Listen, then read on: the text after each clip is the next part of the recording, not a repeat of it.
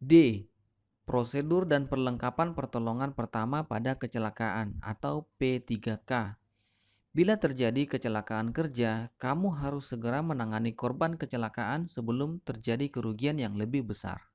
Untuk itu, pada saat terjadi kecelakaan kerja, perlu dilakukan pertolongan pertama pada korban.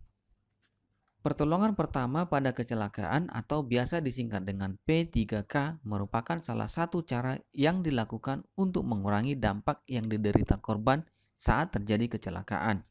Kondisi korban kecelakaan dapat bertambah parah apabila pertolongan pertama tidak segera diberikan.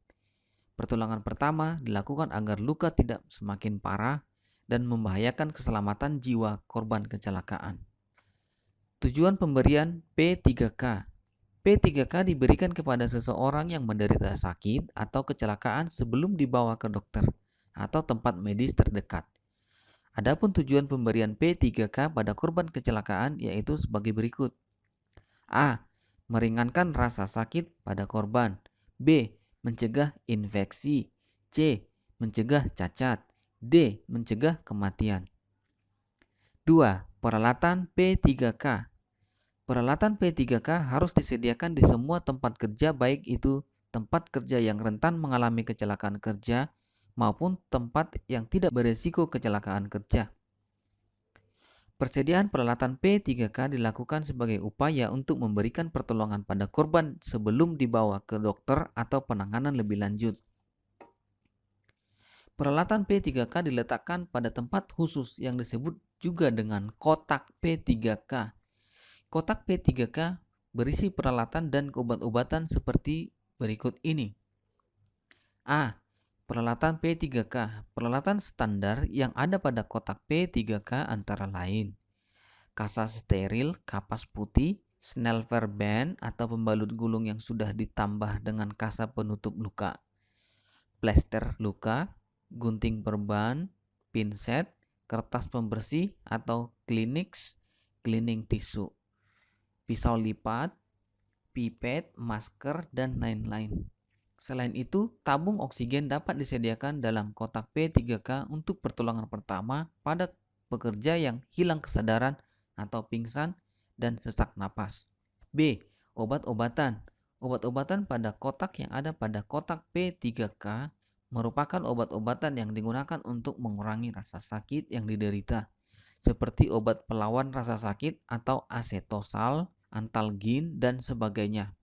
Obat sakit perut, obat anti alergi, obat tetes mata, alkohol, obat gosok atau balsem, minyak angin, minyak aromaterapi, antiseptik, obat kejang, obat sakit kepala, dan lain-lain. 3. Prosedur pelaksanaan P3K. Prosedur pelaksanaan P3K harus diketahui dan dilakukan dengan benar pada saat memberikan pertolongan pertama pada korban kecelakaan. Berikut ini beberapa contoh prosedur pemberian P3K apabila terjadi kecelakaan kerja di bengkel otomotif atau di industri. A. Luka bakar. Luka bakar dapat disebabkan oleh api atau terkena zat kimia seperti asam sulfat pada baterai. Berikut pertolongan pertama yang dapat diberikan kepada korban luka bakar. 1. Kompres atau rendam bagian tubuh yang mengalami luka bakar. 2. Jangan mengelupas bagian yang melepuh karena dapat mengakibatkan kehilangan cairan. 3. Tutup bagian yang melepuh dengan sopratul atau kasa steril dengan diberi salep bioplasenton. 4. Bawa korban ke dokter atau rumah sakit terdekat apabila lukanya parah. B. Patah tulang. Patah tulang ada dua macam, yaitu patah tulang terbuka dan patah tulang tertutup. Patah tulang tertutup, tulang yang patah tidak menembus keluar kulit. Sedangkan patah tulang terbuka, tulang yang patah mencuat sampai keluar menembus kulit. Tanda-tanda patah tulang yaitu bagian yang patah tidak dapat digerakkan. Tulang keluar menembus kulit, patah tulang terbuka. Dan lebam atau kebiruan pada kulit yang tulangnya patah atau patah tulang tertutup. Tindakan pertolongan pertama yang dapat dilakukan yaitu sebagai berikut. 1. Jangan menggerakkan atau memindahkan korban apabila tidak diperlukan. 2. Jika ada luka dan pendarahan, Pendarahan harus dihentikan dan balut di sekitar luka agar tidak longgar. 3. Usahakan korban jangan sampai mengalami shock. 4. Ikat bagian yang patah dekat ke badan dengan menggunakan bidai atau kayu atau kain agar tulang tidak bergerak dan mengurangi rasa nyeri. 5. Bawa segera ke dokter atau rumah sakit untuk mendapatkan perawatan lebih lanjut. C. Pendarahan. Pendarahan dapat terjadi di bagian tubuh dan di luar tubuh. Pendarahan ini dapat berupa pendarahan kecil atau besar, tergantung besar kecilnya luka dan lokasi luka. Pendarahan ringan dapat ditolong dengan menutup lokasi pendarahan dan menekannya dengan kasa.